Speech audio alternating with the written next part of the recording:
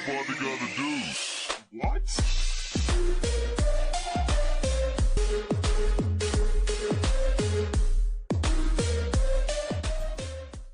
It's your boy, Japanese Tutor, and we are doing something super special today. We're gonna go over pawn structure. So, pawn structure basically dictates the flow of the game, and we're gonna be going through Andrew Solstice's book, Pawn Structure Chess. So, if you want to follow with the book, you can follow it down below. The links are there, and it is an affiliate link, so all that good stuff. Yep. So we're gonna play through this game, and then I'm going to just read from the text. And yeah, so before we even start the game, he does have an introduction.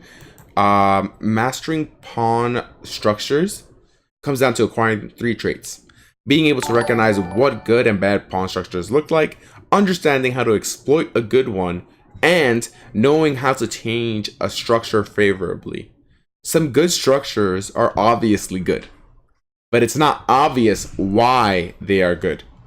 For example, we're going to take a look at this game. Oh, and thank you, King's Bishop, for the raid. So let's go into the game. It's actually a really good game. I really enjoy it. And I enjoyed even prepping this because it was like, whoa, it has some tactics and stuff like that. But our focus is not on tactics and not the game, but more the pawn structure and how the pawn structure dictates what happens in the game. Okay. All right, so the game follows like this.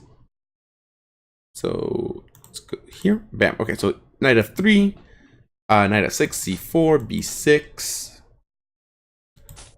Bam, g3, bam, bishop g2, bishop g7. I mean, bishop g7, bishop g2, bishop b7, bishop b4, bishop d2 takes, queen takes, and very nice queen takes, allowing maybe the knight to go here in a very natural square. There, okay, e4, and knight takes. Basically, black wants control of the e4 square. They both want control of the e4 square. So should you take or should you not take? The answer is obviously not to take. You can play queen d3, and if they take, maybe you take with the pawn. But again, this was played in 1988. Chances, sorry, our theory and understanding is a little bit better now, just a little bit. So f5 and knight e5. So here, black uses a tactic, which is actually it's quite a nice tactic as well. So black uses this tactic to release white's pressure on the long diagonal. So really cool tactic. And here it is. I keep saying cool. And let me just show it to you. Knight c5. So knight c5 releases the bishop to attack his bishop, right? And also attacks the queen, right? So we can't just take. The bishop on g2 just can't just take because we're going to take with check. They're going to take and maybe we move the knight away. Or they win the rook in this, but yeah. But this position should be better for us. Or we could even play something like c6 and then queen here, and we're doing just fine. And we have a queen for bishop, knight, and rook, right? Takes. Yeah, and we're going to get a bishop, right? So for a bishop, knight, and rook, we're getting a bishop and a queen. So basically a queen for a knight and rook in this kind of position. Definitely the queen is preferred. Okay, so let's keep going with the attack. So takes, and yeah, then we just have to retreat here, and f4 is actually a really strong move. If f4 wasn't played, we would probably play f4 ourselves. And then c captures b5. So just gonna read from the text here. So a pawn ahead, black was understandably reluctant to give up 2 pawns. So when white played knight captures c6, which is the move that we're going to play right now, knight captures c6.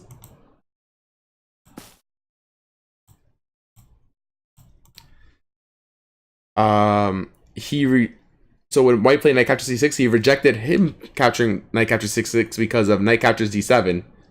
And then knight d4, queen captures c7, and rook a b8 with black counterplay in favor of d captures c6. So basically he decided, hey, d captures c6 is better than knight captures c6 because I don't want to give up a pawn. An inexperienced player, particularly one who peeks at the black's resigns at the end of the game, will be tempted to say, of course he loses. He tripled his pawns. They're weak, right?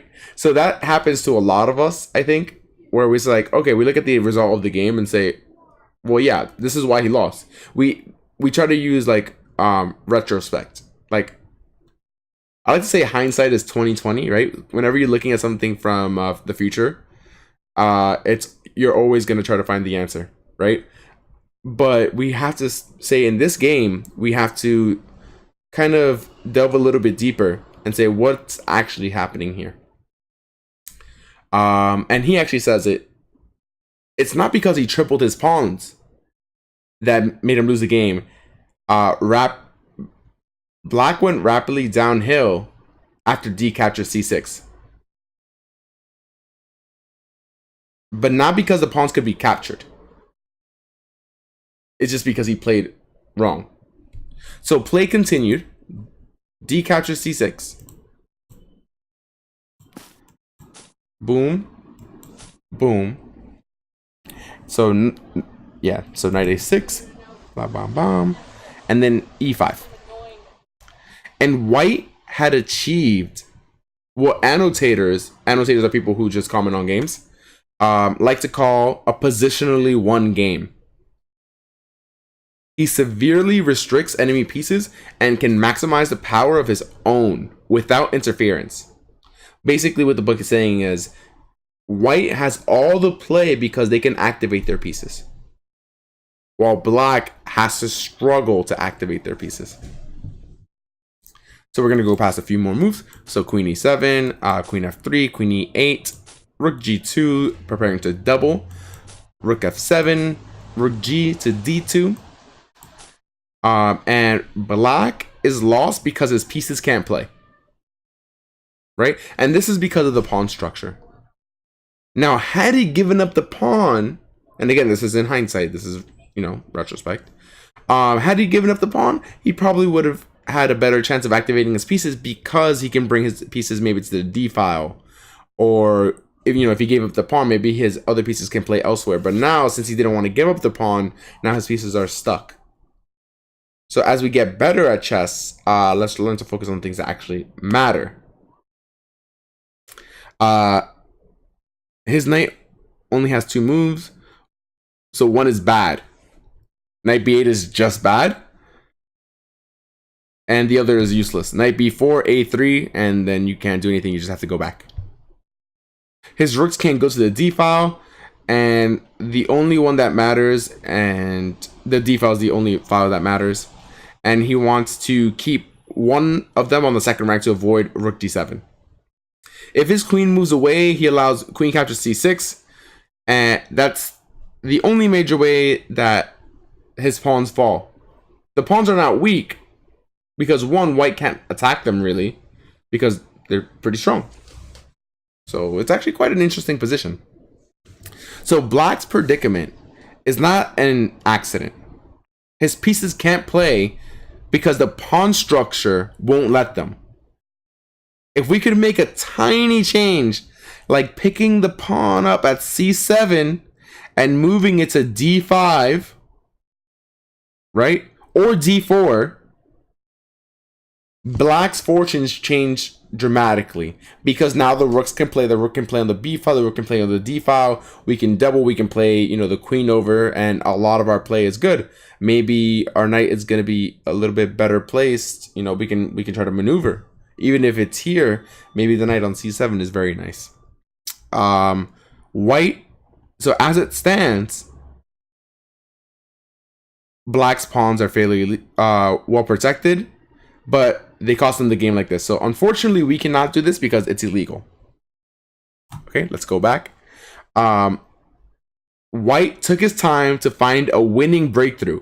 Now, I'm going to stop reading from the text here because it happens to me in so many games where I am in a winning position. I find myself in a winning position.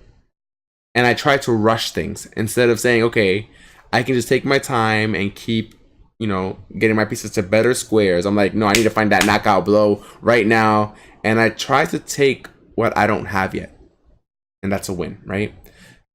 So I challenge you in your next games or your next few games, say, okay, if you find yourself in a winning position, try to slow down, take a deep breath,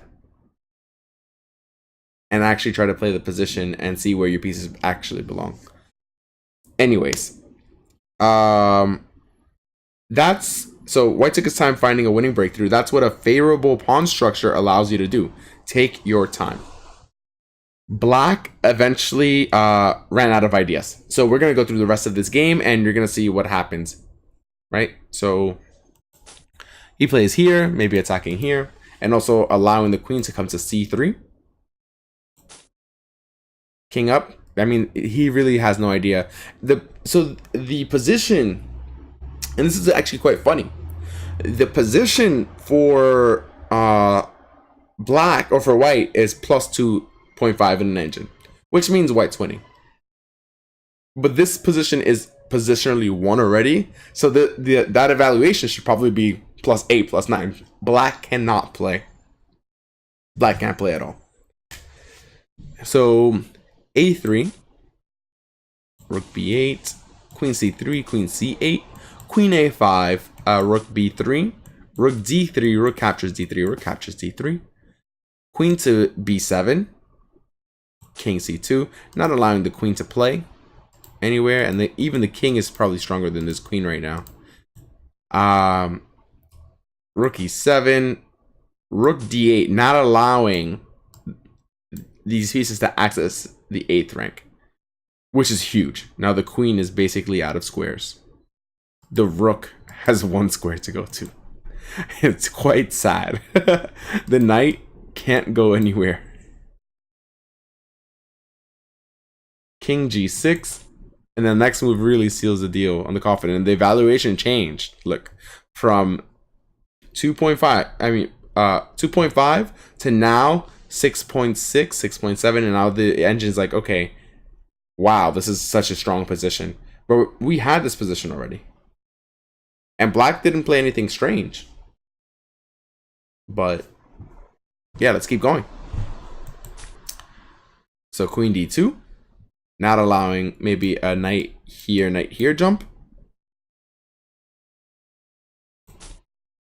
Okay, king f7, queen d1, and now we find the plan g4,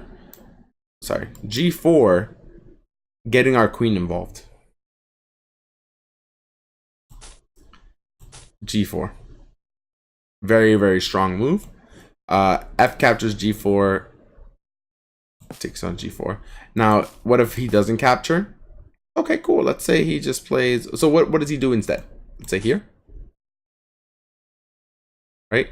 We have so many moves, and we are playing. We can even play. We can take our time even in this position.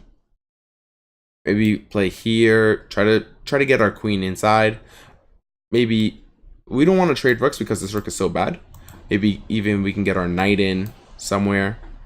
Maybe takes. Anyways, g4, queen captures g4, king h7, f5, e captures f5, captures f5, g6, and the note in the book says black resigned before white could play queen f8